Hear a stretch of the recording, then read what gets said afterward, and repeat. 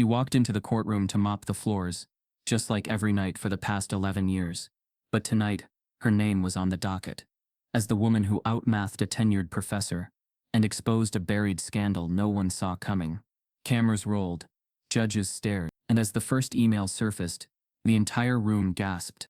What had this janitor uncovered that could bring down an entire department?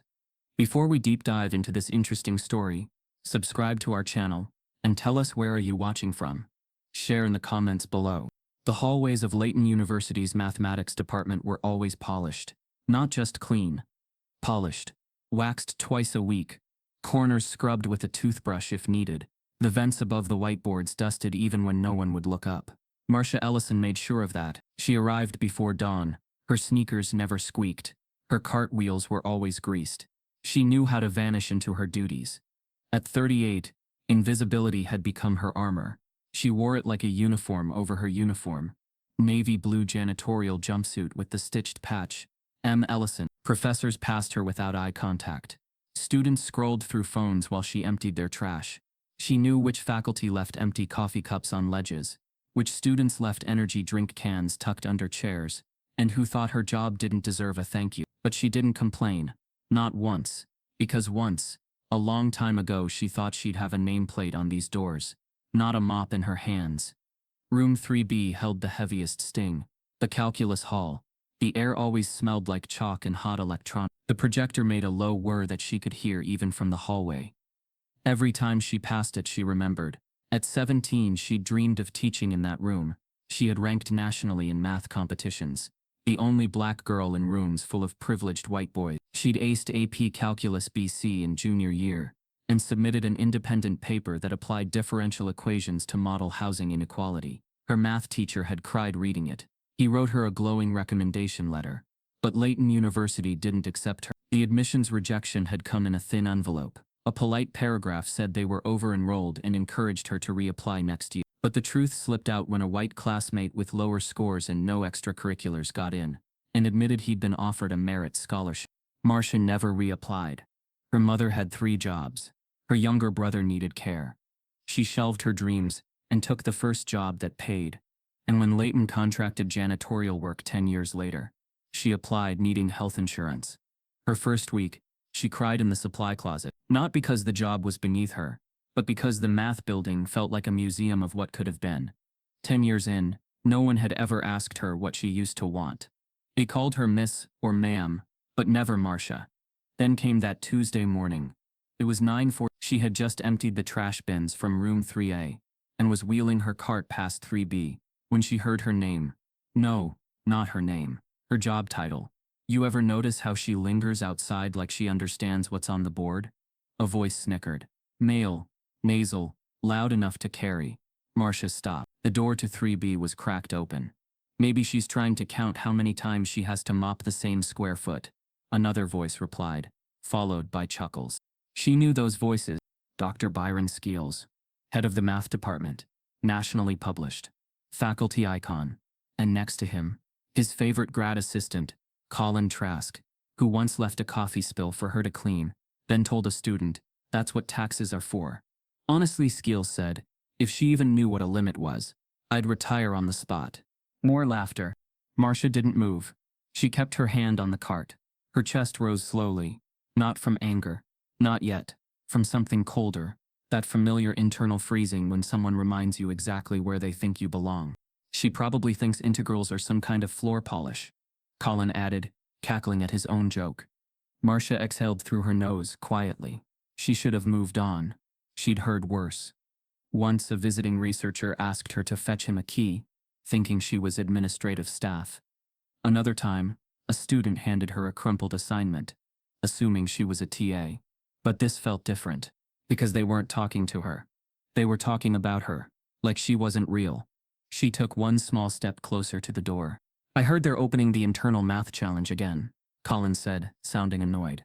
The anonymous submission one. Waste of time. Exactly, Skeels said. It's not like we'll find another Euler in these halls. If I have to sit through another undergrad's fantasy proof about solving P versus NP, Marsha's eyes narrowed. She knew that challenge. It had been around since the 60s. A math competition, where anyone affiliated with the university could submit a proof anonymously. Faculty, staff, even janitors. The goal was to judge the math, not the name. But no one outside academia took it seriously anymore. In most years, Skeels used it to mock hopeful nobodies in the department newsletter. Still, the rule stood. Anonymous entries, judged blind. Marsha stared into the dim crack of the door. Her palms felt cold. What if? No. That version of her was long gone. That girl with the bright eyes. And a TI-89 calculator was buried under debt and duty. She hadn't written an equation in years. Not formally. But she still read. Still watched lectures on YouTube. Still solved sample problems in the margins of grocery lists. Last winter, she'd watched a debate online about a failed calculus conjecture and scribbled out a counterexample in 2 hours. She never posted it. Who would believe her? And yet, the idea tugged at her now like gravity. The math challenge had no name field on the first page, just a submission number. Anyone could enter. Behind the door, Skeels was still talking. People need to know their lane. This place runs because we maintain standards. Next thing you know, someone's going to suggest letting janitors into research labs. Marsha turned and walked down the hallway, slower than usual. Her cartwheels creaked for the first time in months. That night, she didn't sleep. She opened an old file folder from her bedroom closet. Inside were her high school papers, faded notebook scribbles, and a rejection letter from Leighton. She read it again. Then, with her cracked laptop screen glowing faint blue, she opened a fresh document. Blank. Like the future, if she dared. She stared at the cursor for a full minute. And then, she began to write. A line, a limit, a theorem, then another. The logic came back not as numbers, but as rhythm, as memory, as justice. She worked through the night. Her fingers trembled from speed, not age. By sunrise, she had written something no one would expect from a janitor. And still, she hesitated. Would they know it was her? Would they guess? She needed a name, but not hers. Her middle initials would do. She printed it quietly at the university copy room before her shift. Slipped it into the submission box outside the faculty office.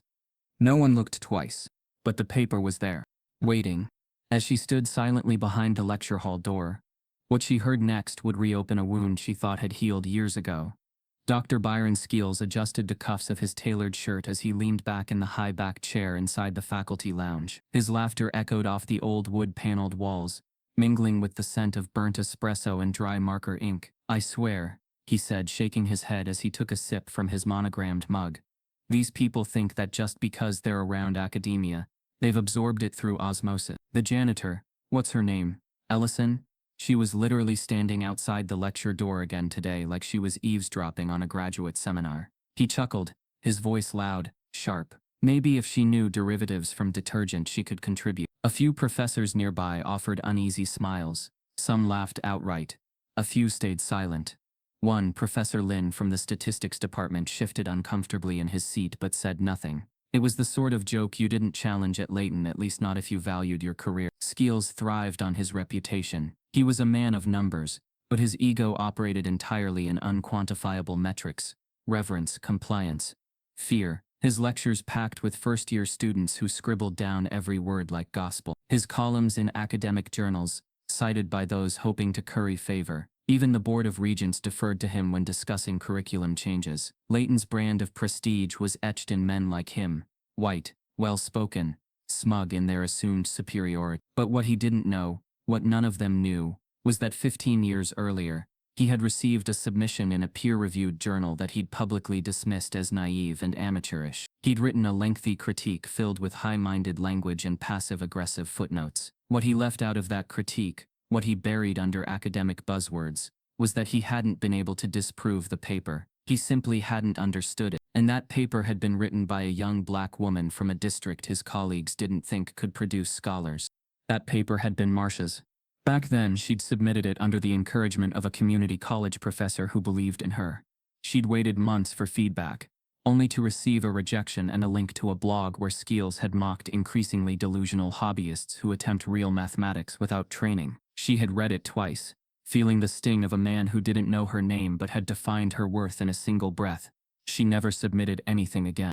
Now, standing just around the corner from the lounge, out of sight, Marsha clutched her cleaning rag with a quiet intensity. She hadn't meant to eavesdrop, She had simply been passing by, heading toward the restrooms with her cart, when she heard her name, not her first name, never that, but her last, Ellison, said with the casual cruelty of someone confident in being overheard without consequence. Her breath was shallow. The weight of years pressed behind her eyes, but she refused to let tears form. She had already filed her anonymous math challenge submission that morning, under the ID number 76B, LA. A simple code, meaningless to anyone else. But what it contained, what she had written over 3 caffeine-fueled nights, was everything she had ever known, about calculus, about resilience, about elegant logic, that no whiteboard had welcomed from her hand. And now she stood, once again erased in plain sight, while the man who couldn't grasp her theory years ago mocked the possibility of her intelligence. Skeels finished his coffee with a satisfied sigh. Anyway, let's just pray none of the staff enter the upcoming challenge. God help us if the cafeteria lady tries to redefine real analysis. That made Colin burst into laughter. Professor Lin cleared his throat. Actually, the challenge parameters have changed this year. Skeels raised an eyebrow. Oh? They're opening it to all university affiliates. Staff, faculty, undergrads, even maintenance and auxiliary services. Provost approved it last semester, as part of the equity initiative. Skeels froze for half a second, then scoffed. That's theater. Nobody outside this building can crack a level 3 theorem. Lin responded. Quietly, we've been wrong before. But Skeels wasn't listening. He had already dismissed the idea, and was now pivoting to a story about his undergrad days at Princeton. Marsha stepped away from the door. Her grip tightened around the handle of her cart. Her hands were calloused, but not clumsy. Her mind hadn't dulled. If anything, it had sharpened in silence. Every night she'd spent solving problems in secret had built toward this one moment. 2 hours later, just before lunch, an announcement was posted on the university's central board, emailed to all departments, and tacked to the bulletin outside the math hall. The title was simple: Open Call University-Wide Mathematical Challenge. It read, "The Department of Mathematics invites all university-affiliated individuals to participate in our annual proof-based math challenge. Submissions will be blind reviewed. The winner's work will be published and considered for departmental recognition. Top entries may be offered mentorship or research opportunities." New this year, the top-scoring entry will receive consideration for a newly created tenured teaching fellowship, conditional upon review and board approval. Deadline, 2 weeks.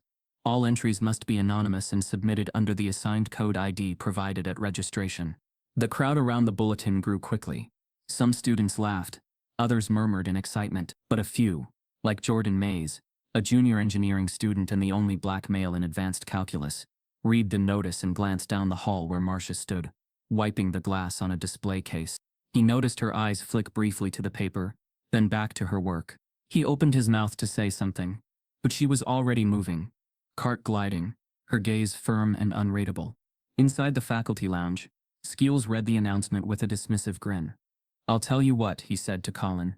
"If a janitor beats me in this, I'll personally resign and teach remedial math in prison." Colin laughed too loud. "You'd be safer there." They both laughed. But down in the basement storage room, in a quiet corner where no one watched, Marsha opened her submission folder one last time. Her fingers ran over the equations, over every line, proof and elegant counterexample that Skeels had once failed to solve. Her work wasn't flashy. It was airtight. She didn't need them to know her name. She needed them to know her mind. As she closed the folder and slipped it into the secured Dropbox, her hands were steady. She didn't smile. She didn't fantasize about recognition or revenge.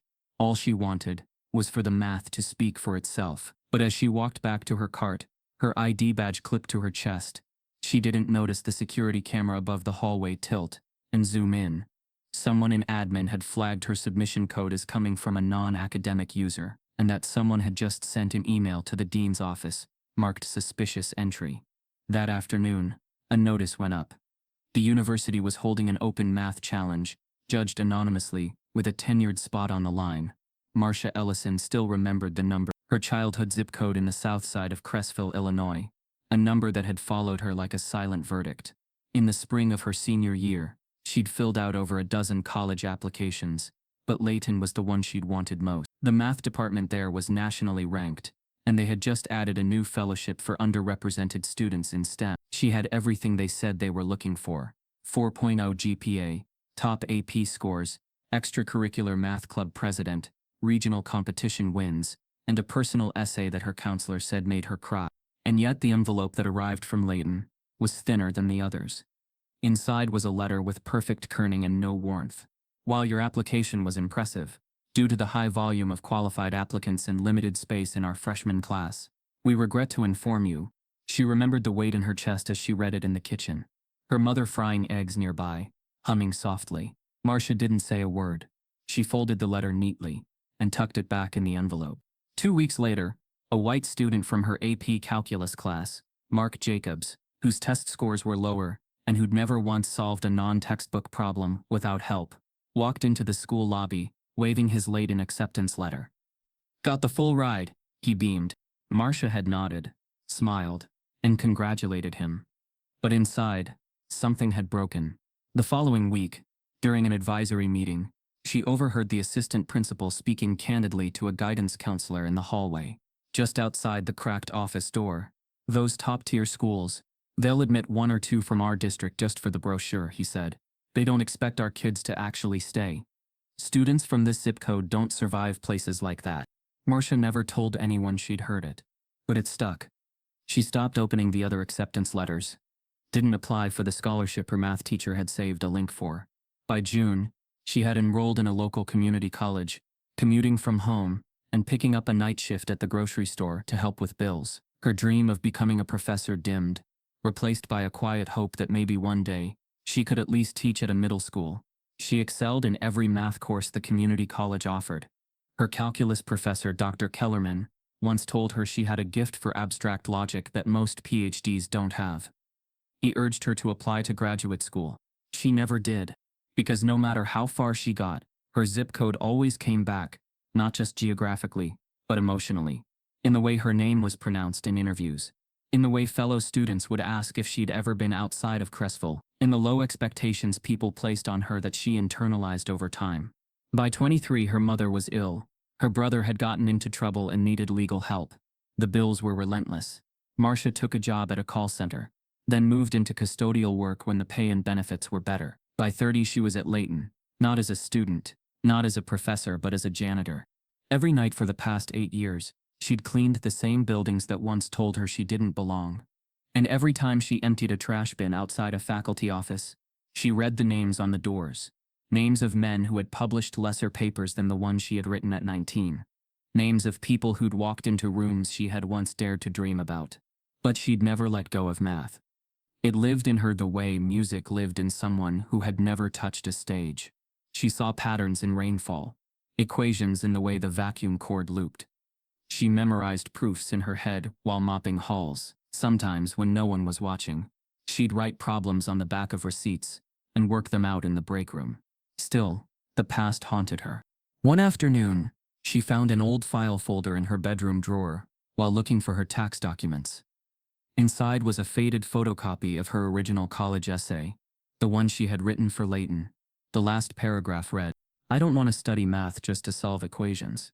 I want to prove that people from where I come from are more than what your admissions data assumes. I want to take up space in a room that was never designed for me." She read it aloud and felt something snap open in her chest. That was 3 days before the math challenge announcement. The next night, she went to the library after hours. Her janitor's keys gave her access. She sat in the empty computer lab and pulled up the official challenge website. The first page outlined the submission rules. The second offered a downloadable template. The third asked for name and department. She hovered her fingers over the keyboard. Typing Marsha Ellison felt like surrender, like giving them too much power too soon. She deleted the text. Instead, she typed ME76, her initials and birth year. She paused.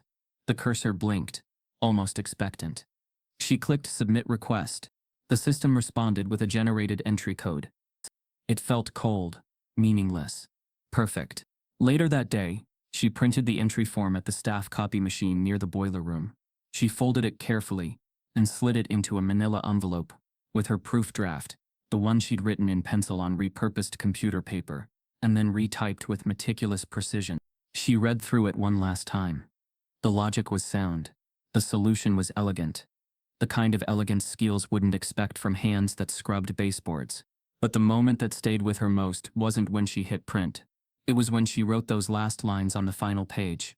This proof is submitted without academic pedigree, but not without rigor. Let the math speak louder than the name attached. She stared at those words, her heart pounding. It wasn't just a submission, it was a reckoning.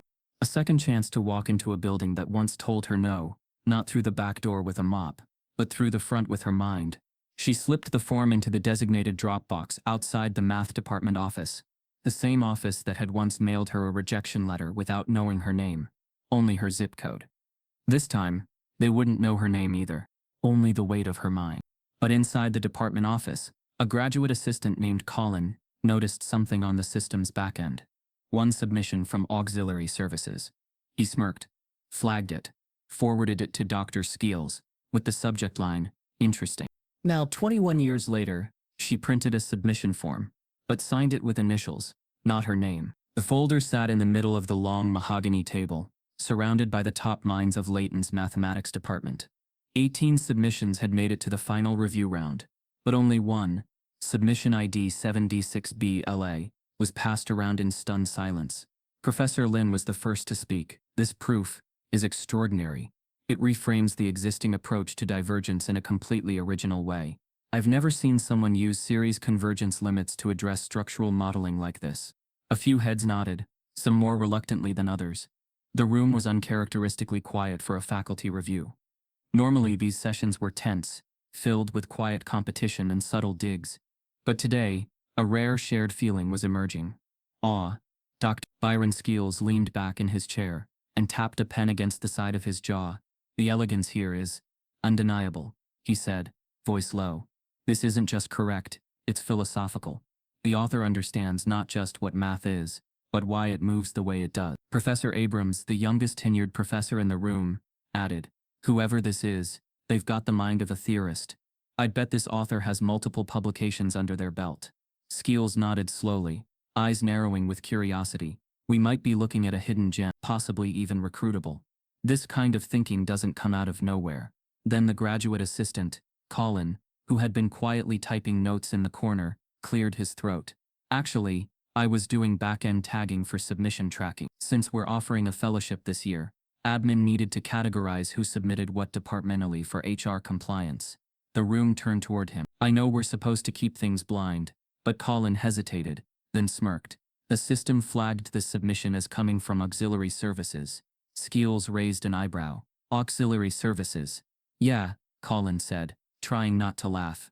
It was submitted under the initials E76, but the back-end timestamp and computer ID match. A machine in the janitorial staff room. A few professors exchanged puzzled looks. One chuckled under his breath. You're telling me, Skeels said, blinking, that the author of this submission, this brilliant borderline publishable work, is a janitor. Colin shrugged. That's what the log says. The silence in the room turned brittle. Skeels opened the folder again, scanning the solution. What once felt elegant now read like an insult. He flipped a page too fast, creasing it, his face tightening. This isn't possible, he muttered. There must be a mistake in the tracking system. Maybe someone else used the janitorial computer. Professor Lin frowned. Why is that hard to believe? Skeels glanced at him like he hadn't heard correctly.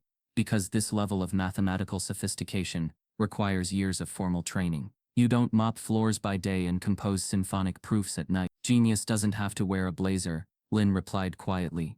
Come on, Skeels snapped, louder now. You really believe a janitor submitted this? What's more likely, a prodigy in a jumpsuit no one's ever heard of, or some prank by a graduate student trying to game the system? Lin opened his mouth to reply, but Skeels cut him off, voice sharp. I'm not letting this department risk its credibility, because someone wants to play games with equity politics. Professor Abrams looked uncomfortable. We all agreed this was the best entry. It's too suspicious to be genuine, Skeels said flatly. A tense beat passed. Colin leaned forward, suddenly emboldened. There's a simple solution. If they're confident in their work, let them prove it publicly. Defense, just like a dissertation, we schedule a validation session. Invite the board. See if this janitor can actually explain what they wrote. It wasn't procedure. It wasn't fair. But Skeels seized it immediately. Yes, he said. Brilliant idea, Colin. We owe it to the integrity of this institution. Professor Lin looked skeptical. You realize this isn't a doctoral defense. It's a campus-wide challenge. Skeels smirked. Then whoever submitted it should have no problem standing behind their work. A few nodded. Others looked down. No one spoke up loud enough to stop it. The next morning, a notice appeared in the janitorial locker room. The same place Marsha had quietly printed her submission. It was taped to the bulletin board next to the staff schedule. Memi 76, you are invited to present your math challenge submission live for final consideration. Date: Thursday. Location: Lecture Hall 3. Panel: Faculty of Mathematics. Invited guests and department heads. Marsha stared at the notice. No name. No congratulations. Just a summons. She didn't panic. Not at first, but the edges of the paper felt sharper than they should have. Like a test not just of math but of her entire right to stand in the room. She walked out to the hallway slowly, pushing her cart like it was a shield. Students buzzed by, earbuds in, laughing about something irrelevant. No one looked at her twice. But behind her calm, her stomach churned. She had solved the problem. That part was clear. But now they were changing the rules. Elevating the bar, not because the math needed it, but because they didn't want to believe she had cleared it. Later that afternoon, in the department conference room, Skeels leaned back in his chair while the dean scrolled through the final shortlist. Are you sure this is wise? The dean asked quietly. A public session? Skeels smiled. It's transparency. If she's real, she'll shine. And if she isn't, he didn't need to say. She'd be humiliated. Quietly returned to her mop in her corner. The dean sighed. Fine, but you better hope this doesn't backfire. We're trying to close the equity gap, not get dragged across social media. Skeels stood and adjusted his blazer. She won't make it through the first 10 minutes. Meanwhile, Marsha sat in the break room, hands clasped in her lap, staring down at her worn shoes. The notebook she'd used to sketch her original proof sat next to her untouched coffee. She thought about the lecture hall, the acoustics, the whiteboard, the rows of eyes, and the man who would be sitting at the center waiting for her to crumble. She was terrified. But deeper than fear, something else was rising. Not anger. Not conviction. She closed her notebook, picked up the coffee, and drank it cold. In the silence of her thoughts, she repeated a line from her old college essay. Let the math speak louder than the name attached. Outside the break room, a young undergrad passed by and paused. He'd seen the notice too. Glanced at her, puzzled. He had never seen her carrying a notebook before. But before he could ask anything, she stood and walked past him, eyes forward, spine straight. Back in Lecture Hall 3B, the custodial crew was already setting up chairs. The dean scheduled a public validation session, where the anonymous contestant had to defend their work live. At precisely 2:47 p.m., Marsha stood outside Lecture Hall 3B with her hands folded in front of her. Her uniform was the same, navy blue faded around the elbows. She hadn't changed a thing. There had been no transformation montage, no magical makeover, no attempt to look more academic, because that would have been for them, and this moment was for her. Inside, the hum of voices created a low current of expectation. Rows of students, faculty members and departmental staff filled the tiered seats, their eyes flicking between one another, wondering who the anonymous math genius would turn out to be. A few had heard rumors that the submission had come from a janitor, that the person defending the proof might not have a PhD or even a degree at all. Skeels sat in the front row, legs crossed, smirk loaded and ready. Next to him, Colin leaned over to whisper something, probably rehearsing punchline. Most of the faculty on the review panel sat stiffly, their expressions unreadable. When the clock hit 3:00 p.m., the dean stepped up to the podium with a clipboard. We're here today, he began, for a special live validation of submission 76B-LA, in consideration for the Leighton Fellowship for Mathematical Innovation. He paused to glance at the door. Will the author please come forward? A murmur rippled through the room as the back door creaked open, and in walked Marsha Ellison, the woman who had wiped these very floors for nearly a decade, carrying a folder and a dry erase marker in her right hand. The room froze. Some students exchanged confused glances. A few professors narrowed their eyes. One undergrad audibly muttered, "Wait, is this a joke?" Skeels sat up straighter, his mouth twitching in disbelief. Marsha walked to the front without rushing. Her steps were deliberate, as if she knew the tile better than anyone.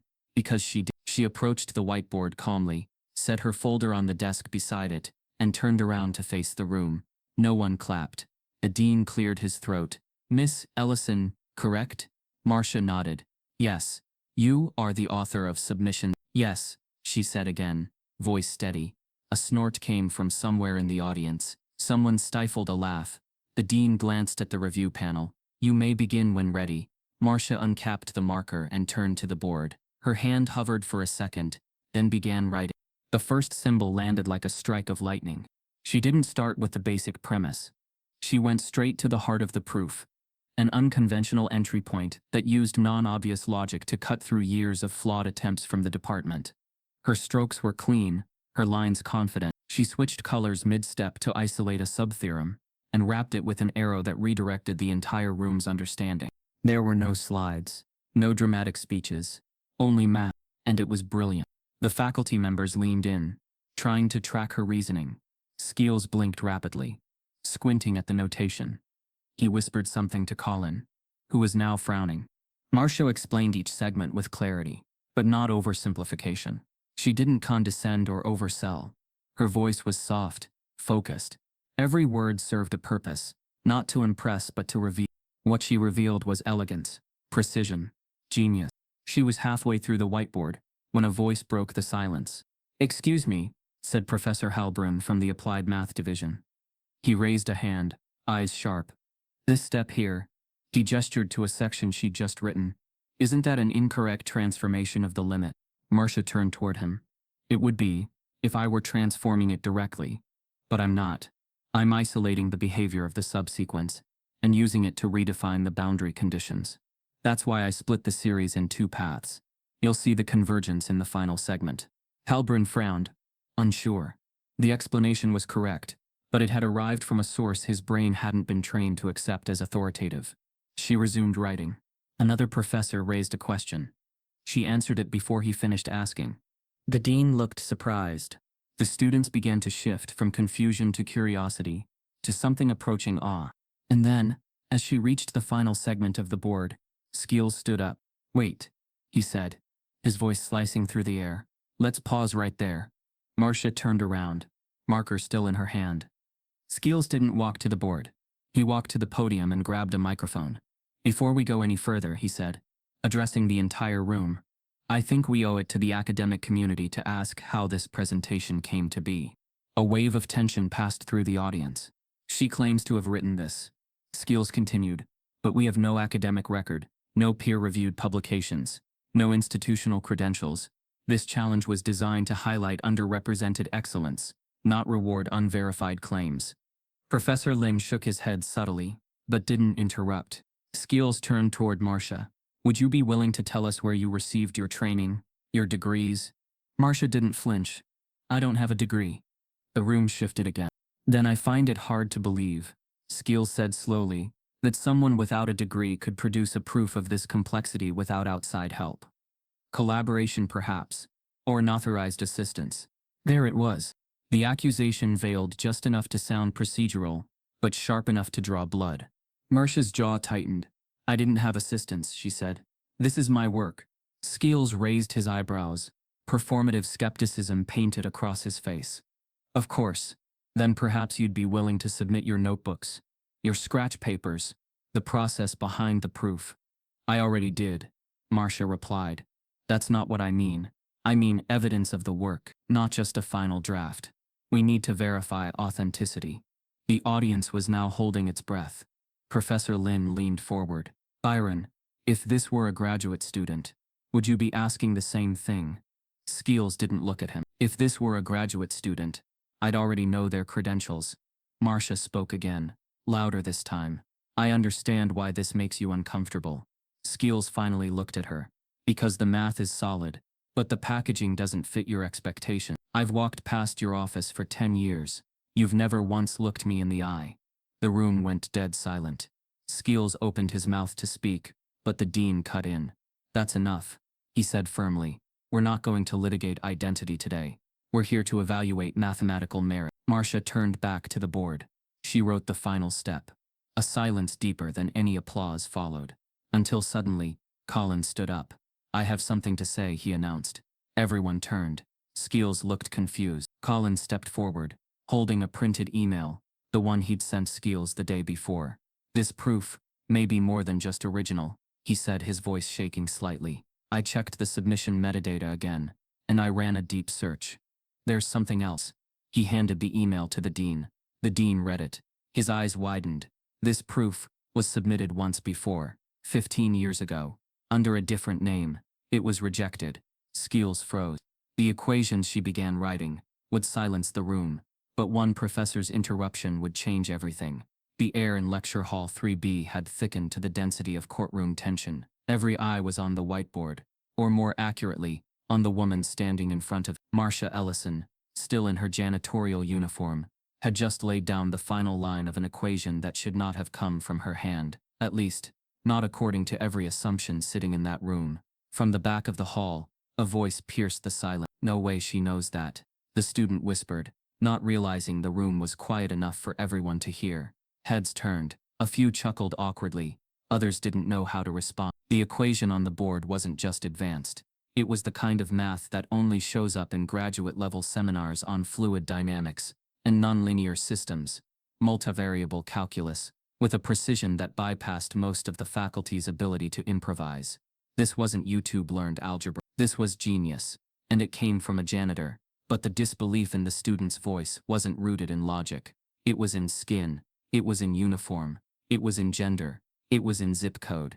Marsha didn't flinch. She had heard that tone before. The unspoken "not you" laced in their surprise. She'd heard it when she first scored highest in her AP class, and her teacher assumed it was a grading error. She'd heard it when she tried to join the STEM honors club in community college, and the coordinator told her, "We typically focus on transfer track students." And now here it was again, softer this time, but still a scalpel.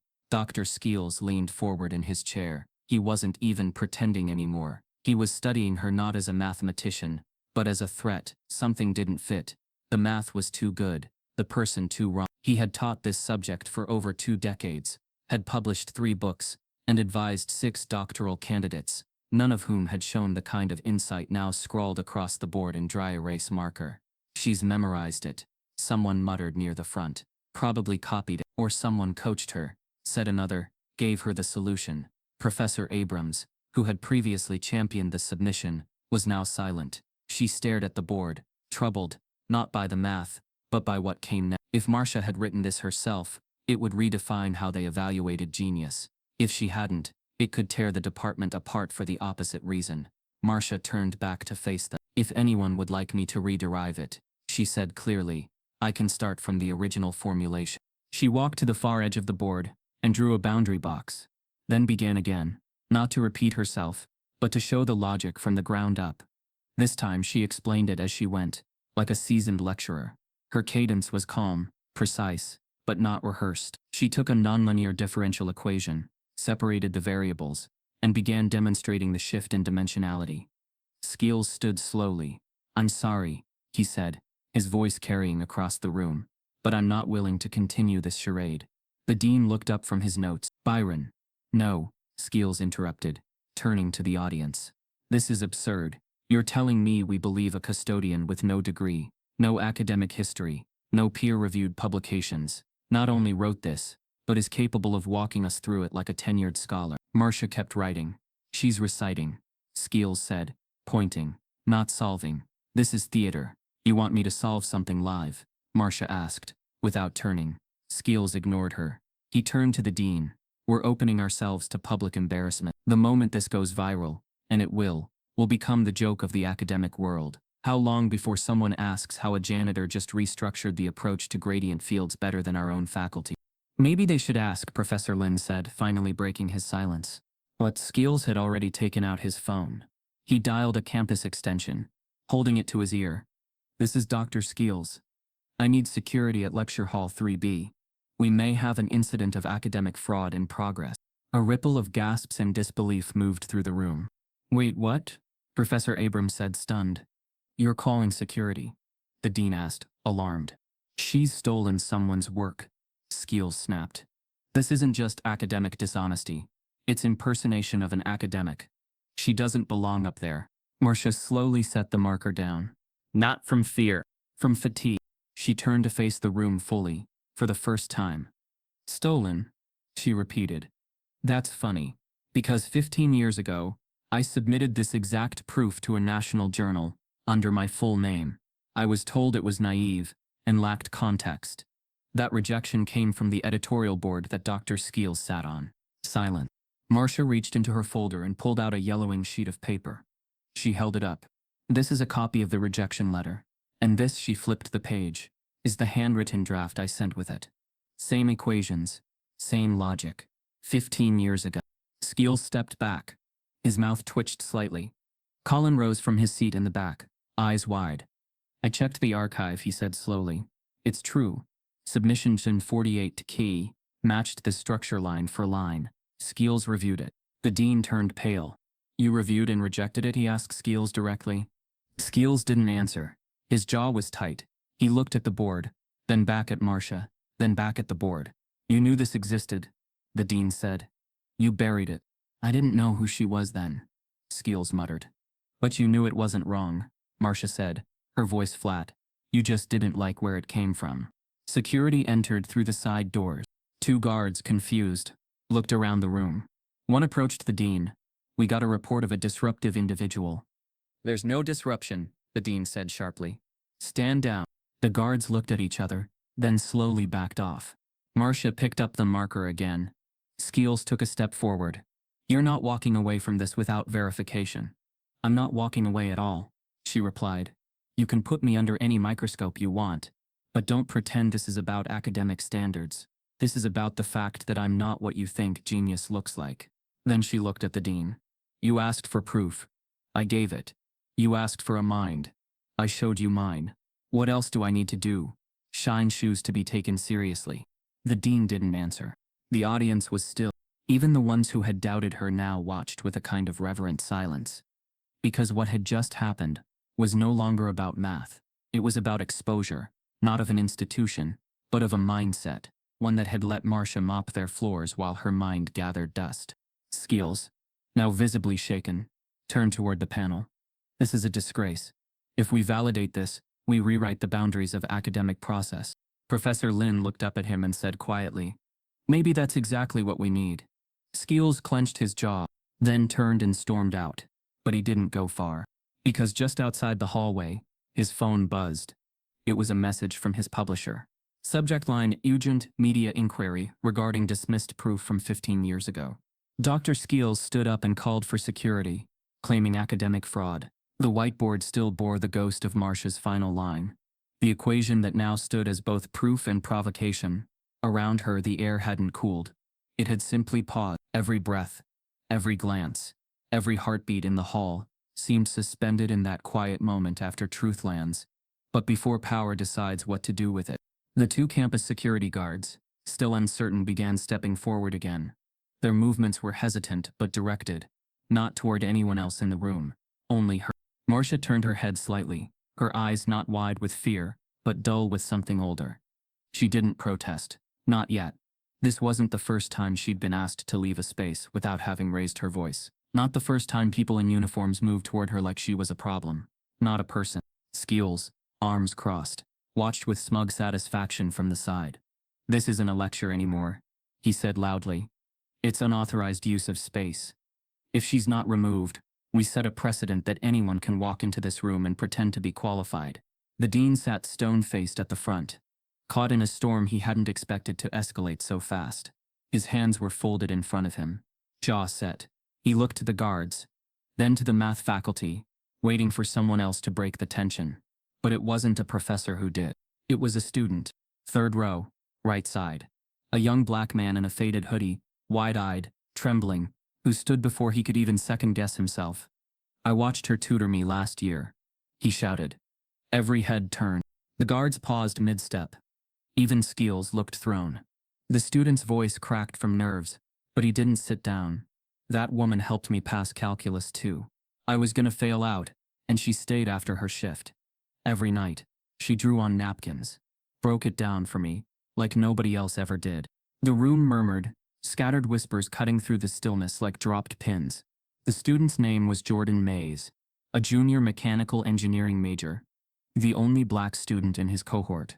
He'd struggled in the department since day one, quietly shouldering the double burden of academic rigor and cultural isolation. But he'd never forgotten the janitor who stopped him in the stairwell, after seeing tears in his eyes, and asked him if he knew what a partial derivative really meant. She didn't ask for anything. Not money. Not credit. She just said, "You're not stupid. They just teach it like everyone learns the same." That woman saved my future. He turned to the dean. "You want to kick her out now?" No one spoke. Marsha blinked, stunned. Her lips parted slightly, not to speak, but to breathe. She hadn't expected anyone to remember those moments, to risk speaking up. And then, another voice. This time from the balcony level. "She helped me too," said a woman with a laptop still open in her lap. "I'm in the biochem program. I saw her writing formulas on the back of discarded lab sheets last year. I asked her what it was, and she explained the chain rule to me, in like 2 minutes. Better than any TA ever did." And another. "She helped us during the strike last semester, covered shifts, helped organize notes when faculty wouldn't extend deadlines." A wave of stories began surfacing, one by one, each person recounting a time Marsha had filled a gap the system left behind. Quiet moments, after hours. No spotlight, no applause.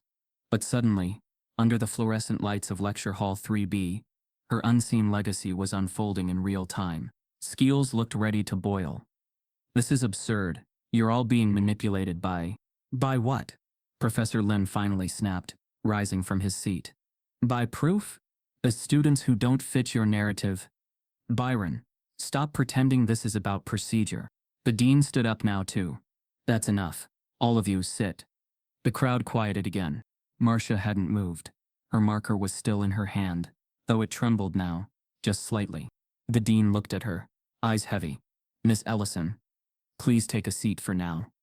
I'd like to reconvene this discussion privately."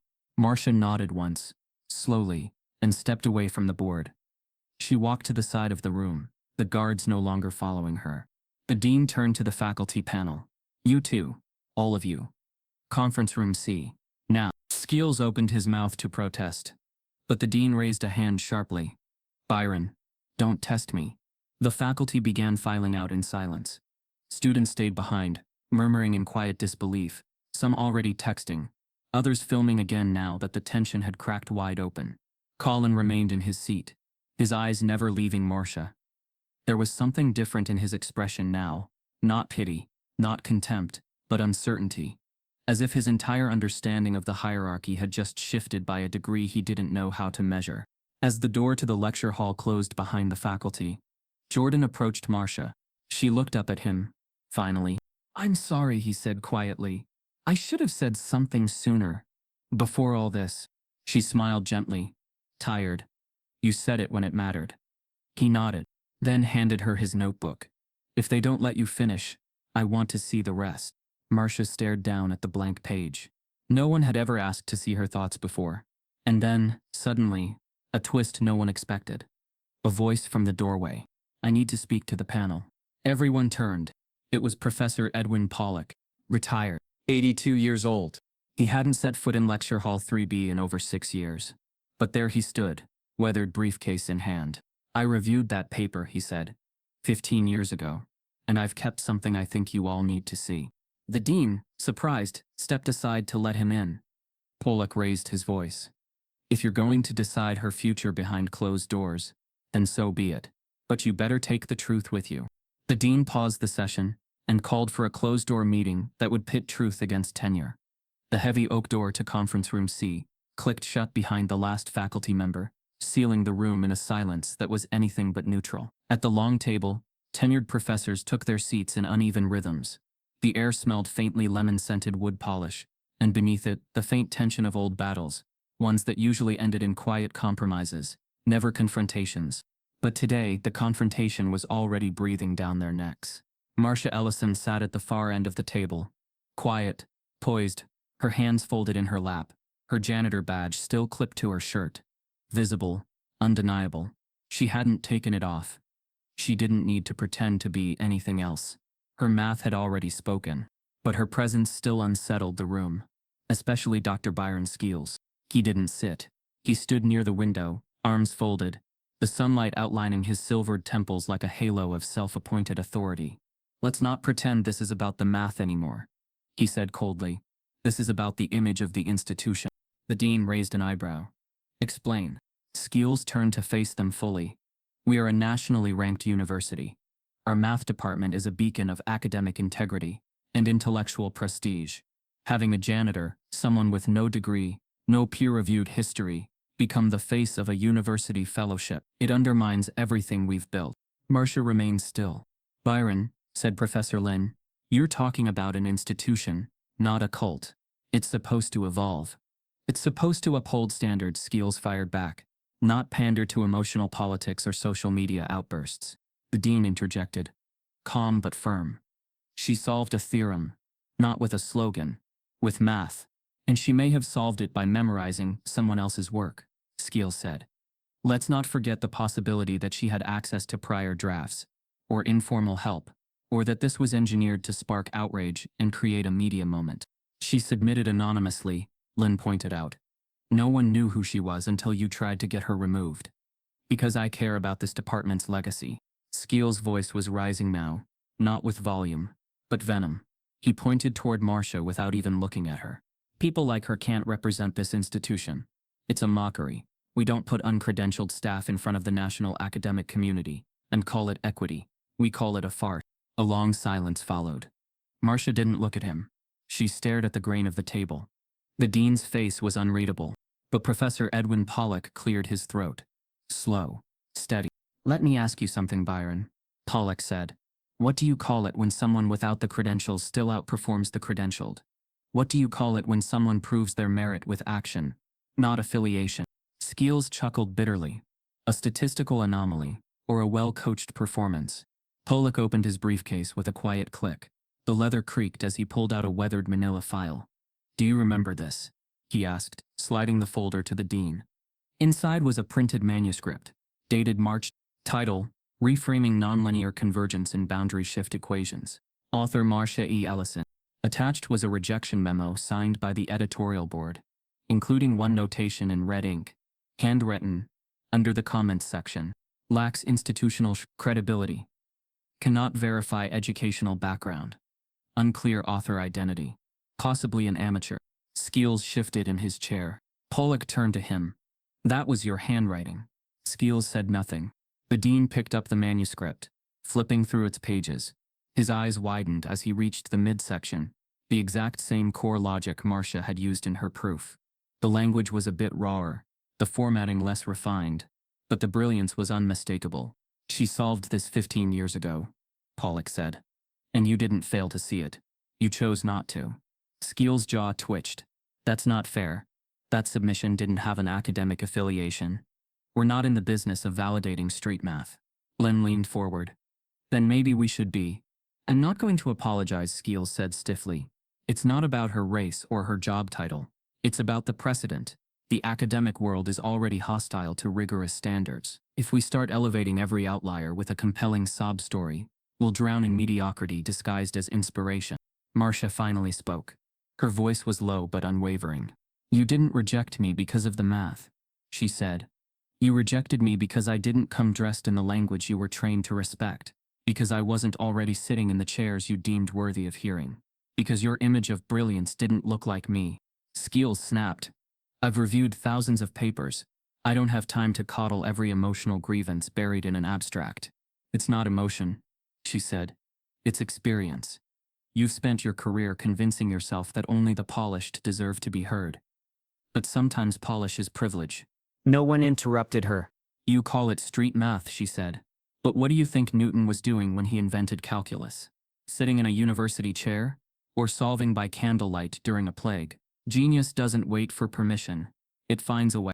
The dean stared at her, quietly stunned. Pollock added, we turned away a mind that could have pushed this department forward, and now we're staring at the consequences. Skeels looked at the dean again, desperate for control. If you validate her, you unravel decades of precedent. You open the door to chaos. The dean nodded slowly, then said, or we finally open a door that's been locked far too long. Professor Abrams finally spoke, quiet but resolute. What matters now is what we do next. But before anyone could say another word, Colin, still sitting at the far end of the table, cleared his throat. There's something else, he said nervously, adjusting his collar. I found something in the submission log. It's not related to the math directly, but you all might want to see it. He pulled out a printed email from his folder and handed it to the dean. The dean read it, his face changing with every line. Then he handed it to Pollock. Pollock's eyes narrowed.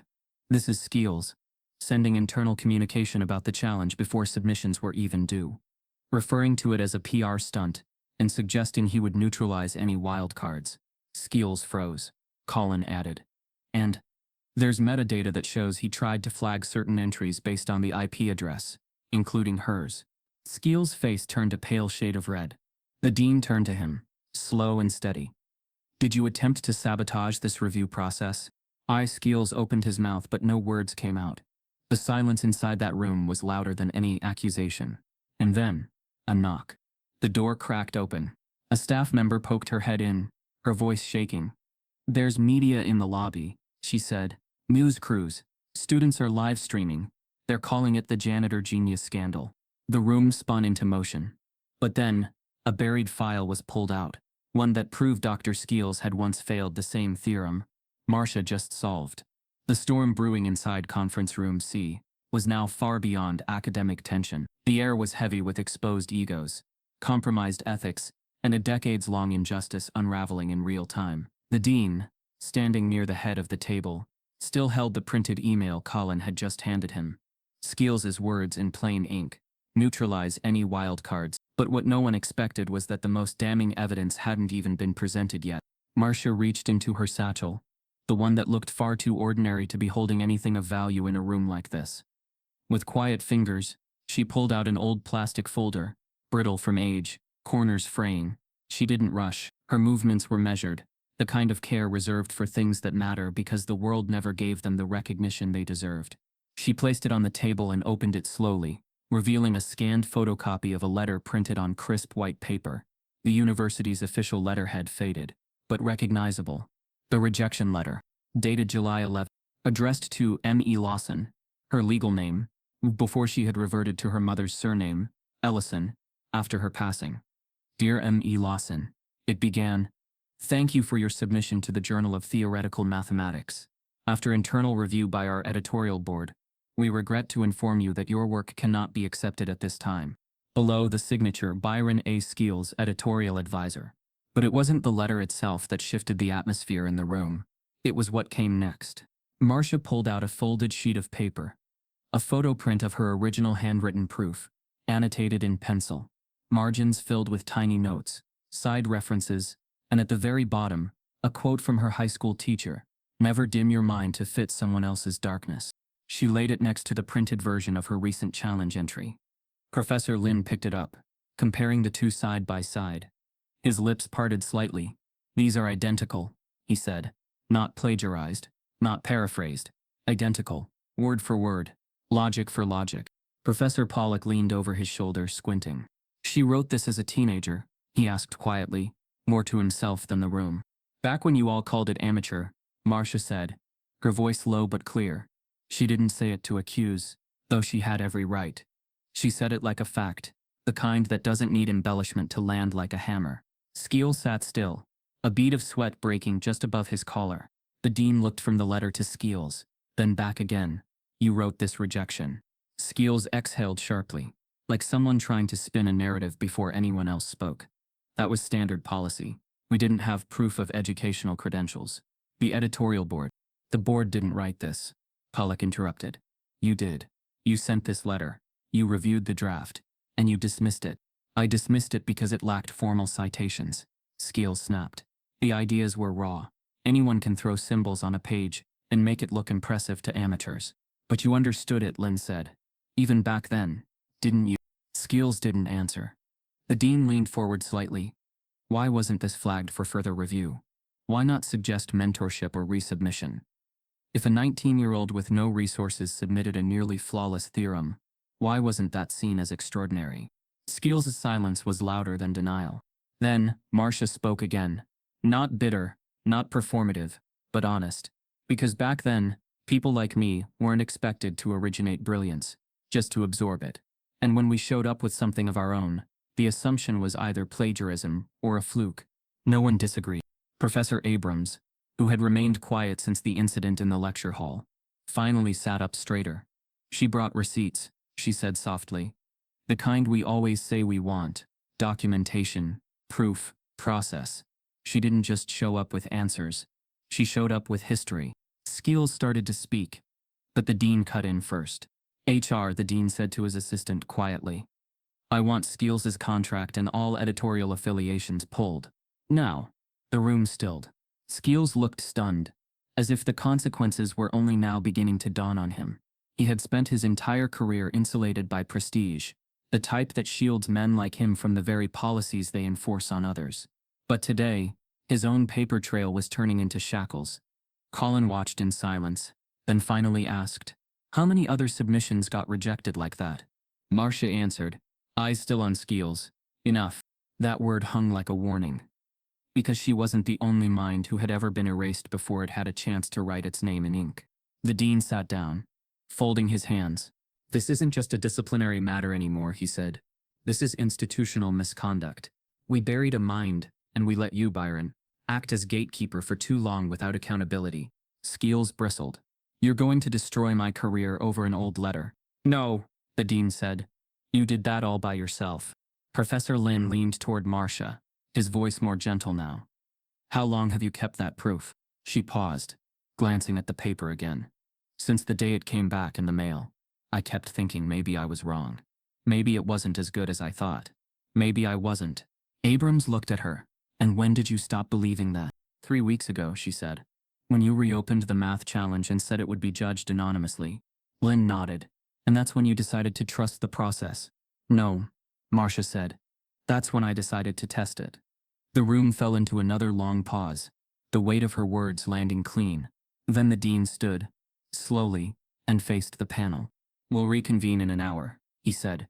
I want formal written recommendations from each of you on how to proceed, and make no mistake, this department's response will be reviewed by the Board of Trustees. Skeels stood as well, face burning. This is political theater. No, Pollock said from across the room.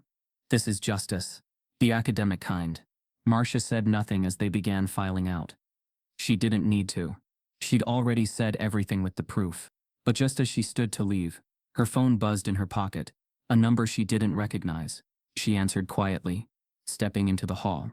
This is Marsha. The voice on the other end was warm, professional. Ms. Ellison, this is Dr. Leona Gates from the National Mathematics Institute in New York. We just received a forwarded clip of your lecture. Our board is very interested in speaking with you. Are you available for a call this evening? Marsha's breath caught for half a second. Then she smiled, small and cautious. Yes, she said. Yes, I am. Inside the conference room, the dean looked stunned and quietly asked HR for Skeels' contract history. 10. A quiet faculty member finally revealed what he'd hidden for years. Outside conference room C, the campus had begun to buzz like a hornet's nest poked too many times. Word had spread fast, faster than emails or faculty memos could contain. Students posted videos, alumni were tweeting, and in the far back row of Lecture Hall 3B, tucked behind a laptop and a press badge, a local education reporter had been quietly recording every word from the moment Skeels called for security.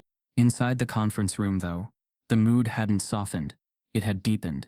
The air felt like something pressing against the skin, thick with tension, truth and long-buried shame, now rising like steam. Professor Edwin Pollock, the oldest faculty member present, white hair, stiff spine, thick-rimmed glasses, had barely spoken since arriving earlier that afternoon. For most of his career, he'd been known as a brilliant but silent academic. He stayed out of politics, out of fights, and more importantly, out of controversy. He wasn't the kind to interrupt a room, raise his voice, or contradict department stars like Skeels. But now his hand rested on an envelope that had sat in his personal filing cabinet for over a decade. One he thought he'd never open again. He looked across the table at Marsha, his expression unreadable. Before anyone decides how to proceed, he said, breaking the silence. There's something I need to say. Something I should have said years ago. No one interrupted him.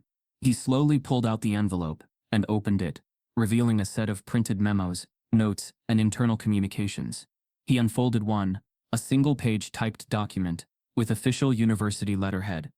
Back in 2008, when Marsha, under the name M.E. Lawson, submitted her first proof, it was brought to me for a secondary review.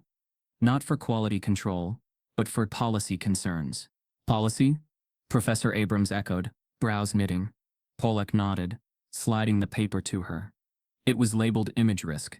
The memo came from the assistant provost at the time. It warned that giving a research opportunity or public platform to someone from outside the traditional academic path, especially someone who wasn't enrolled, who had no verified degree, and who had come from a low-income district, could upset Layton's academic branding. He paused. The words came slowly, each one weighed with regret. I was told, directly, that promoting her would set a dangerous precedent, that if we validated brilliance from outside our pipeline, it would devalue those within it. The room was silent. I didn't fight it, Pollock said. I filed it away, and I never mentioned it again, until now. He slid the memo down the table toward the dean, who read it in stunned silence. His face turned paler with each line. It wasn't just institutional bias, it was strategy. Layton had made a conscious choice to maintain its elitist image at the cost of a mind like Marsha's. Skeels shifted uncomfortably. That memo was advisory. It wasn't policy. It was enforced like policy, Pollock replied, and you followed it like gospel. You're acting like we were monsters, Skeels snapped. We were upholding academic standards. No, Pollock said, voice sharp for the first time. You were upholding exclusivity. Marsha remained seated, still silent, but her eyes glistened, not from emotion, but from the clarity of finally being seen in full light. Professor Lin whispered, so we've been gatekeeping genius, protecting a brand instead of pursuing truth. Pollock nodded. Exactly. The dean rubbed his temples. This changes everything. Abrams turned to Pollock. Why now? After all this time? He looked at Marsha. Because I watched her walk into that lecture hall and do what none of us could. And because keeping silent doesn't protect institutions, it just protects the people who failed them. There was a long pause. Then Lin added, we've let privilege define excellence. Now privilege is cracking. Outside the room, another knock came. It was the assistant again. There's a reporter in the lobby. Channel 6, says she's here for comment on the janitor math scandal. The dean's face hardened. No comment. Not yet. But what he didn't know, what none of them knew, was that the reporter hadn't waited for a formal interview. She had been sitting inside lecture hall 3B the entire time. Recording, quiet, observant, and she'd already uploaded the audio. On Twitter, the headline was catching fire. Professor, people like her can't represent this institution. The clip of Skeels' voice saying those exact words was now attached to over 1,200 quote tweets. The world was watching. Inside the conference room, the dean looked around the table. This department is no longer dealing with a personnel matter. We are facing a public crisis, and we can't afford silence. Skeels stood abruptly. You're not about to throw my name to the wolves over one misinterpreted remark. It wasn't misinterpreted, Pollock said. It was your philosophy, and it's unraveling. Skeels looked at the dean. I'll resign before I let this school humiliate me. The dean responded without flinching. Good. Then we won't have to terminate you. The room went still again. Then Marsha finally spoke quietly, but with a weight that carried to every corner. You can fire him. You can apologize. You can even name a building after me. She looked around, her voice rising ever so slightly. But unless this university changes how it measures worth, you'll do it to someone else next year. Maybe they won't fight. Maybe they won't even know they were overlooked. But they'll be erased. Like I was. And that'll be on all of you. Her words cut deeper than any sanction ever could. Because they weren't just about her. They were about the pipeline that failed too many. The institutions that packaged bias in policy. The brilliance smothered beneath ceilings designed to be invisible. The dean said nothing. He only nodded. Then turned to his assistant. Nota type PR. I'll be drafting a formal statement. Outside the conference room, the halls were now alive with voices. Students, staff, cameras flashing, opinions flying like sparks. The truth had been let out of the room, and it wasn't going back in, because the story was now too big to contain, and a local journalist in the room had recorded everything. By nightfall, the story had already left the gates of Layton University and seeped into every major platform on the internet, like a spark catching dry timber. What started as whispers among students grew into hashtags. By 8:14 p.m., Janitor Genius was trending in 3 states. By 9:02, the entire country. Janitor genius exposes racist academia.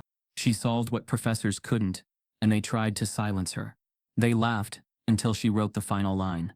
The headlines were made for virality, and the internet obliged. Clips from the lecture hall went viral, particularly the moment when Dr. Skeels called for security, and even more so the recording where he said people like her can't represent this institution. That line alone became a meme, a tweet storm, a rallying cry. Influencers reposted it. Black STEM communities took it personally. Former Layton students chimed in with stories of exclusion, neglect, and unseen talent. Marsha Ellison's name was everywhere. Except, it wasn't all admiration. With virality came something colder, sharper. Trolls. Thousands of them. The first wave accused her of faking the entire thing. She memorized someone else's proof. This was staged for DI clout. No way a janitor solved that. Be serious. She's clearly a diversity plant. Probably doesn't even know what a limit is. Then came the edited videos. Clips cut mid-sentence to make her sound uncertain or rehearsed. Threads appeared on fringe forums analyzing her handwriting, questioning her body language, accusing her of being a government-funded fraud. The harassment escalated. Her old Facebook was doxed. Screenshots of her with her late mother circulated, captioned with cruel comments. Her LinkedIn was flooded with messages, some calling her a hero, others, a liar. Even news anchors took sides. On one channel, a prominent black journalist called her a symbol of resilience in the face of elite erasure. On another, a pundit in a gray suit scoffed. Let's not pretend academic rigor is suddenly solved by a janitor with a chip on her shoulder. This is identity politics masquerading as mathematics. Marsha watched it all unfold from her one-bedroom apartment, sitting at a kitchen table with chipped paint and a single lamp buzzing overhead. Her phone didn't stop vibrating. Emails poured in. Offers, accusations, invitations, threats. She hadn't asked for any of this. She just wanted the math to be seen. Jordan Mays texted her. They're scared because you're undeniable. That's what this noise is. Keep going. Professor Lin sent an email too. Don't let their noise rewrite your value. We see you. And yet, with every kind word came 20 more trying to drag her back into invisibility. One message simply read, "Stay in your lane." She stared at it for a long time. Because the lane they thought she belonged in wasn't built for thinking. It was built for silence. That night, she shut her laptop and walked to the window. Outside, the campus was still, just lights and late-night bikes. She saw students walking past the building she had cleaned for nearly a decade. None of them knew the full weight of what had happened inside it, and still she didn't cry. Not because it didn't hurt, but because pain for her had always been private, folded neatly into the shape of survival. The next morning, her name was trending again, but this time with a different headline. National Mathematics Institute invites Marsha Ellison to prove her work live on national TV. An email had arrived at 6:07 a.m., just before sunrise. Subject: formal invitation to NMIA public session. From Dr. Leona Gates, Director of Programs, National Mathematics Institute of America. The body was brief and clear. Dear Miss Ellison, we at NMIA have reviewed footage of your lecture and subsequent discussion. We believe your work represents not only a significant mathematical contribution, but also an opportunity to challenge the structural limits of who gets seen as intellectually valid. We are hosting a televised public session on mathematical innovation this Saturday, in New York. We invite you to resolve your proof, live in front of a panel of global mathematicians, educators, and students. The session will be broadcast nationally. We'll handle travel and accommodations. The platform is yours, if you choose to take it. With respect, Dr. Gates. Marsha read it twice. Then again, her chest tightened. Not from fear, not exactly, but from the weight of what it meant. She'd be going from back hallways to national television. Not in search of fame, but in defense of her own name, against a system that had erased her, and a world now watching to see if she belonged. She stared at the screen for a long moment, then typed back, "Yes, I'll be there." Marsha E. Ellison. That same afternoon, major outlets picked up the story. Interviews were requested. Think pieces were already being drafted. But somewhere, in a quiet studio apartment, Marsha pulled out her original notes, the handwritten margins, the equations drawn on the backs of junk mail, the corners creased from years of being handled without recognition. She spread them across her kitchen table, like pieces of a map only she could read. Her hands moved slowly at first, then faster, rewriting the proof not because she had to, but because it was hers. It was how she breathed, how she reclaimed everything they'd tried to suppress. As she reached the final step, she paused. Not because she was uncertain, but because she knew the next stage wouldn't be written on paper. It would be lived. Then her phone buzzed again, this time with a number she didn't recognize, but tagged from a New York area code. She answered, expecting a logistics call from NMIA, but it was a voice she hadn't heard in 21 years. Marsha? She froze. This is Leslie Wortham. I don't know if you remember me. I was on the Leighton admissions board. Back in Marsha didn't say anything. I just wanted you to know, the voice said shakily.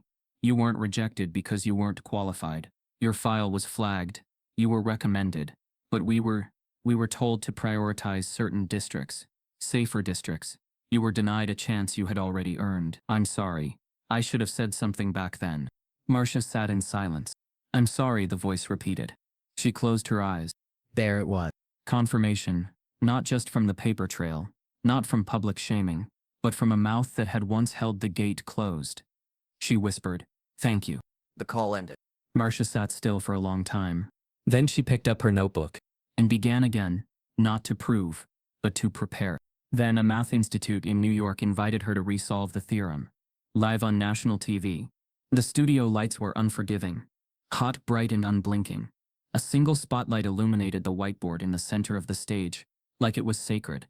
Rows of audience members sat in tightly arranged chairs, the soundproofed walls hiding the chaos of the outside world. Cameras hovered on robotic arms, red lights blinking steadily, feeding live to millions.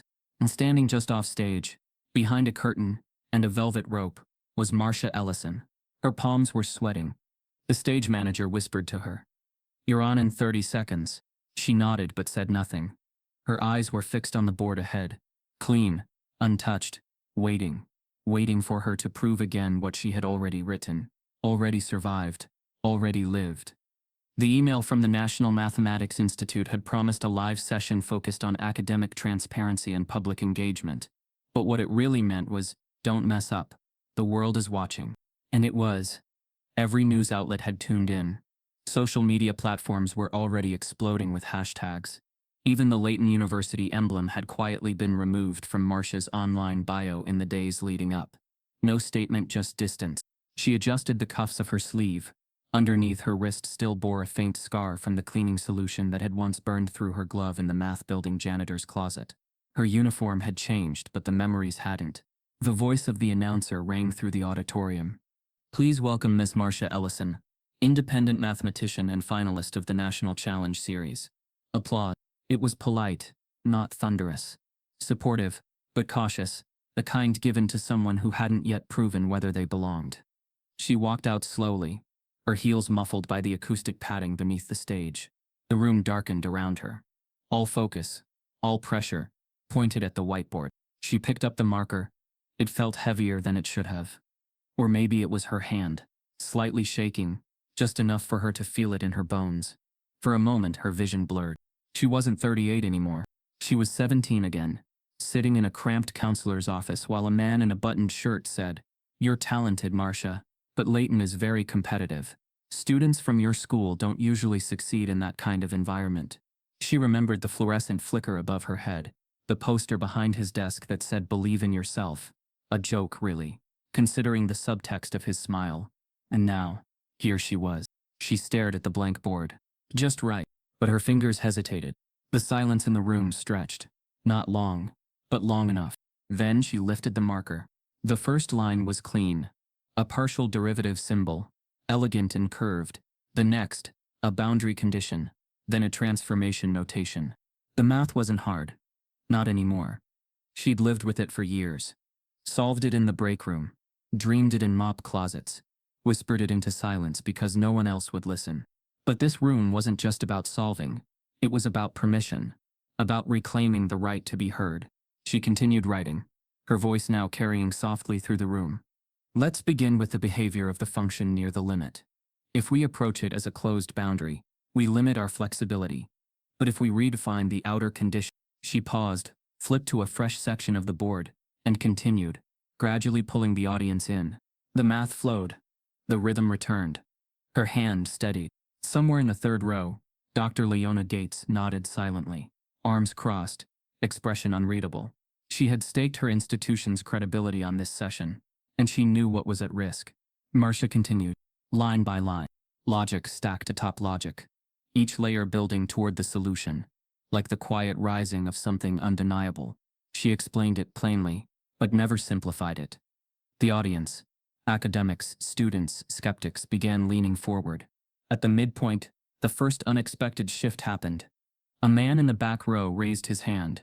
"I'm sorry," he said. "I'm a professor at Cal State. That's not the conventional path to collapse a gradient like that. Are you assuming continuity through the nonlinear junction?" Marsha turned, marker still in hand. "No," she said. "I'm assuming asymptotic stability. The key is in the shift." She turned back to the board and drew a smaller diagram, two axis points converging toward a narrowing limit. The transformation isn't conventional, because the problem wasn't. That's why the prior proofs failed. They assumed uniform behavior. The professor blinked, then sat back slowly. More hands rose, more questions, each answered with clarity, patience, and a sharpness no camera could fake. The crowd was shifting. This wasn't a fluke, this was mastery. But as she approached the final part of the theorem, the part that confirmed the entire structure, the screen behind her, which had been mirroring her equations for the broadcast audience, glitched. It flickered once, then again, then froze completely. A faint, digital beep rang out. The camera feed cut. In the studio control room, tech scrambled. Backstage, the producer mouthed, "What's going on?" Marsha turned, halfway through her last equation, and stared at the screen behind her. The audience whispered, "Is that part of the test? Did the system crash? Did she make a mistake?" The spotlight still burned above her. She didn't move, and for the first time since she walked onto that stage, real doubt crept in, not in the math, but in whether the world wanted to see it. Was this a technical glitch, or something else? Sabotage? She turned slowly back to the board, marker still in her hand, the final line of the proof incomplete. Every camera was now back on, every eye watching. As she reached the final equation, the screen behind her froze. Had she made a mistake? The final line sat unfinished on the whiteboard, a single symbol away from completion. The screen behind Marsha flickered with static distortion, the crisp replication of her math now replaced by a frozen image and a digital error code. Signal interrupted. The room was still so still, it was hard to tell if anyone was breathing. Marsha turned from the board and faced the audience, not to ask for permission, not to panic, but to read the room. Most were confused. Some were watching her with suspicion. A few had their phones up, already recording what they thought might be the unraveling of a moment too good to be true. The marker in her hand felt heavier now. Then Dr. Leona Gates stood. "We've temporarily lost the display," she said, her voice cutting through the silence. "But the board is still recording everything locally." She turned toward the technician booth. "Is the validator still live?" A voice crackled through the overhead speaker. "Yes. Local AI input still active. Just lost the broadcast overlay." Dr. Gates nodded, then let her finish. Marsha inhaled slowly. Her chest was tight, but not with fear, with finality. She turned back to the whiteboard, and in a single confident stroke, wrote the last symbol, a convergence conclusion that neatly closed the entire sequence. The logic was sound. The structure was untouched. There were no skipped steps, no ambiguities. She had given them everything. Then she stepped back. The validator was a quiet, unassuming black console, mounted beneath the camera rail. An advanced AI math processor designed to read, verify, and confirm high-level equations in real time. It had been humming softly throughout her session. Now it went silent. 3 seconds. 5. 10. Each one stretched like a rubber band pulled too far.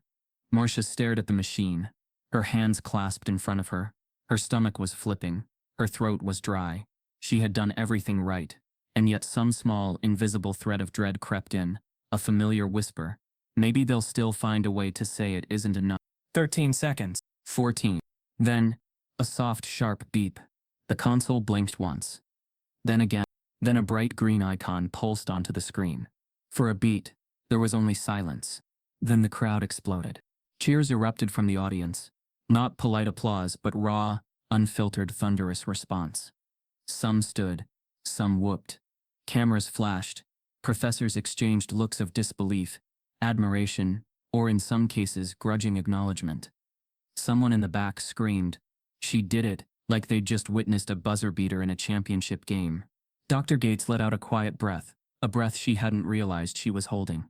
Her arms fell to her sides, and a small, proud smile formed at the edge of her lips. Marsha didn't move. She didn't smile. Not right away. Because this wasn't a victory. Not like they thought. It was release. The tears didn't fall dramatically. They came slow, unannounced, slipping down her cheeks as the noise swirled around her. She wiped them with the back of her hand, not embarrassed, just exhausted. She wasn't crying because she had proven them wrong. She was crying for the 19-year-old girl who never got the letter she deserved. For the nights she had whispered theories into an empty break room. For every day she scrubbed the floors of a hall that buried her mind beneath its own self-importance. She was crying for the silence. And the years that had stolen her voice. She looked up at the crowd, at the cameras, at the faces who now looked at her not as a janitor or anomaly, but as something else. Something she had always been. Brilliant. Not because she was perfect, but because she had survived. Backstage, staff scrambled to resume the broadcast.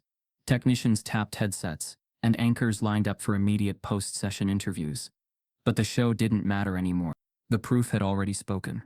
And it couldn't be unspoken. Dr. Gates walked onto the stage, slow, composed, and stepped beside Marsha. She leaned in, not for the cameras but for her.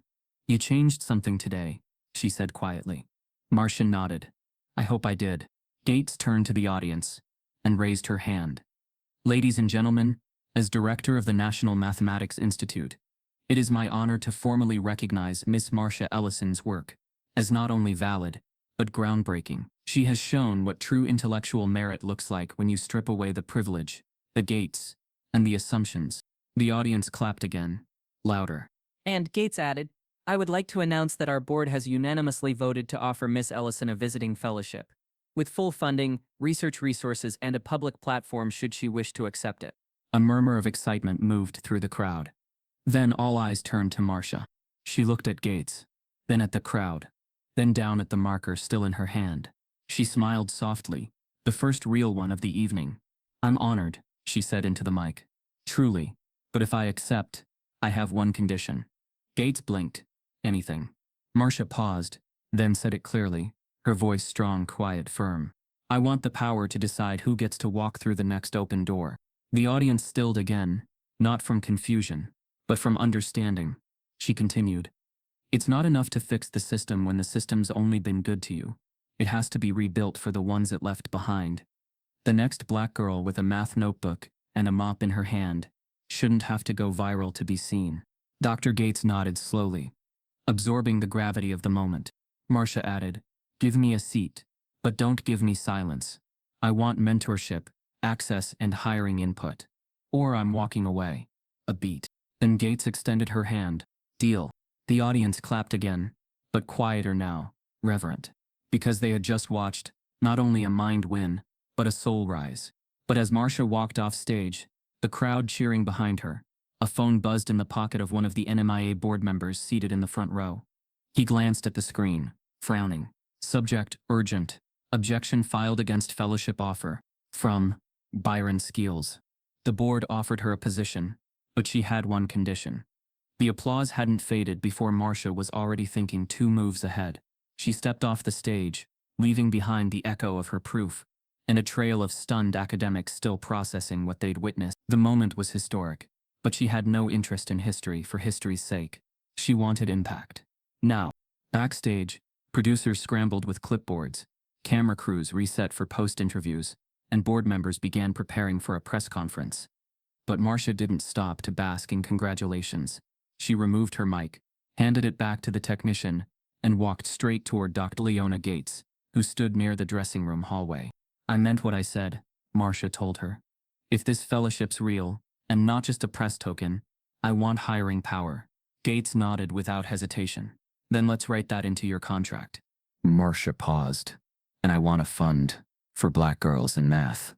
Not just scholarships, mentorship, transportation, laptops, room and board, real support.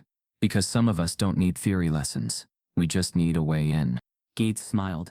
Name the fund yourself. Marsha didn't hesitate. The Violet program.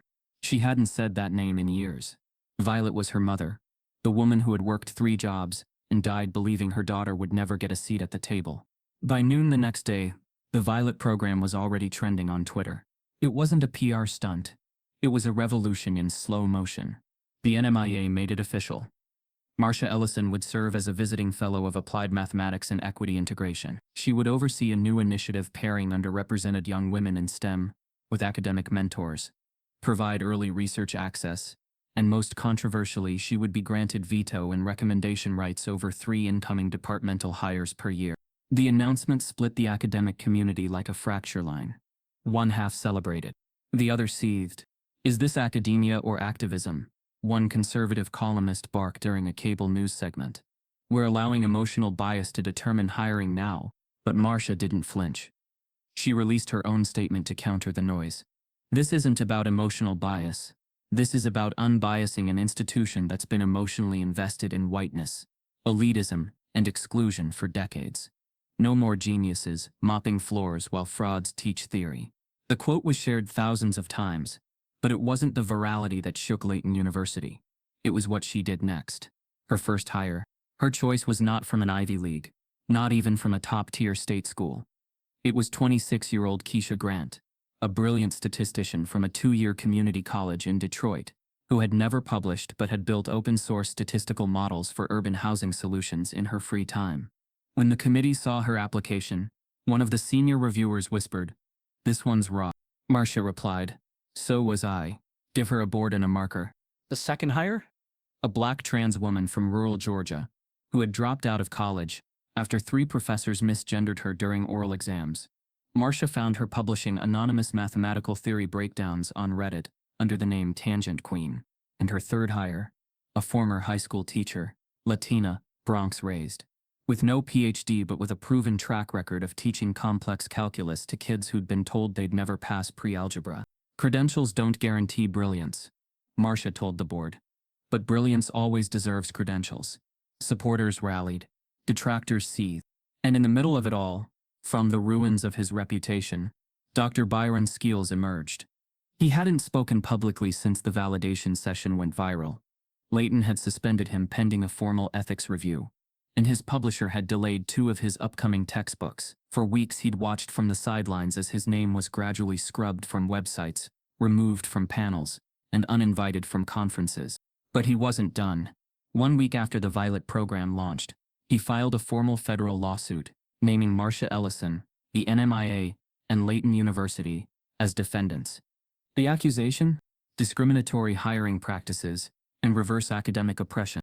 His lawyers leaned into the claim that Marsha's program excluded white candidates and replaced qualified academic professionals with under-credentialed individuals selected for optics over expertise. The media exploded. Some anchors defended Skeels, saying, "He's just asking for fairness." Others mocked him, saying, "The man who spent his life blocking access now cries about exclusion." But Marsha didn't play defense. At the first press conference following the lawsuit filing, she stepped up to the podium, unfolded a single sheet of paper, and read aloud. When Skeels was given the choice to uplift a young black woman with potential, he chose to bury her work instead. Now that the system has chosen to rebalance itself, he calls it oppression, but equity feels like oppression only to those who are used to imbalance in their favor. She paused, then looked directly at the cameras. "We aren't replacing merit. We're finally recognizing it." Behind her, Keisha Grant and the other new hires stood with quiet strength. The lawsuit divided academia. Petitions were signed. Protests formed. Former students of Skeels wrote letters, some in defense, many against. Faculty groups from across the country issued statements, either backing Marsha or accusing her of undermining tenure protections. Still, Marsha continued her work. Every Monday she taught. Every Tuesday she mentored. Every Thursday she reviewed applications for the next round of the Violet program. But one night, as she sat alone in her new office, she received an anonymous package. Inside, a black leather-bound journal, with her own name engraved in gold on the cover. No note. But she recognized the symbol embossed on the spine, an emblem used by an elite private think tank that had never once hired a black female mathematician in its entire 53-year history. Taped to the back cover was a card. "We're watching.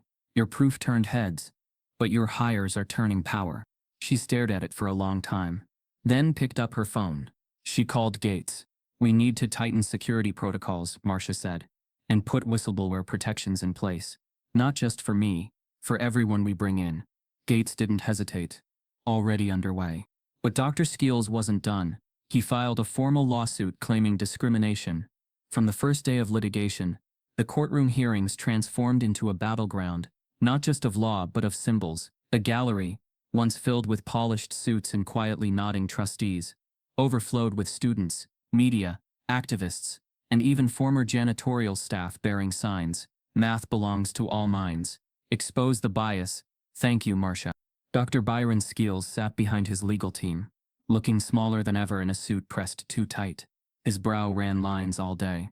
The university had appointed its top corporate counsel. The NMIA backed Marsha. Pollock, Lynn, Abrams, Gates, all walked into that courtroom as character witnesses. Jordan and Keisha sat objecting side by side. The Violet program's hires dotted the front row, faces steeled, tearful, real. The first day of testimony gaped open with the presentation of Skeels's past emails. The defense had argued procedural sabotage. So much of his internal correspondence had been preserved in archived servers. Among them, "We can't let a janitor become the story. Market tone risk. If she wins the challenge, we'll look foolish. Leave no stone unturned. Let's flag her submission entries early. We don't want outsiders messing with our narrative. We need to protect our image. Hire someone who fits the mold." Each line was read aloud, echoing in the hush of the courtroom. His lawyers sputtered. Skeels tried to explain, but his voice sounded like a man defending a lie. Next, Pollock took the stand. He handed the court the original rejection letter from 2008, with Skeels's signature and internal memos discussing image risk and protect the brand. He outlined how the department had suppressed Marsha's work, not because it lacked merit, but because it didn't conform to their image. The judge asked Skeels's counsel if they had counter-evidence. None. They mumbled about anonymity, academic traditions, but the contradiction was brutal. They had hyped blind review when it favored them. They had attacked blind review when it favored her. Testimonies continued. Jordan described how Marsha had tutored him after hours, when no one else would. Keisha described how, working with Marsha, she'd gained confidence other institutions had never given her. Professors testified that Marsha's proof was mathematically superior to many accepted papers, and that they wished they'd seen it 20 years ago. In his defense, Skeels called a few witnesses, former students who complained their own work was overshadowed once. Marsha entered the narrative. They tried to frame it as academic jealousy rather than systemic bias. But their testimonies rang hollow against documented emails, memos, and Doc Pollock's file. On the final day, after hours of closing arguments, the judge declared a recess before delivering the verdict. The courtroom was tense. Cameras flashed. Marsha sat quietly. Yes, but not shrinking.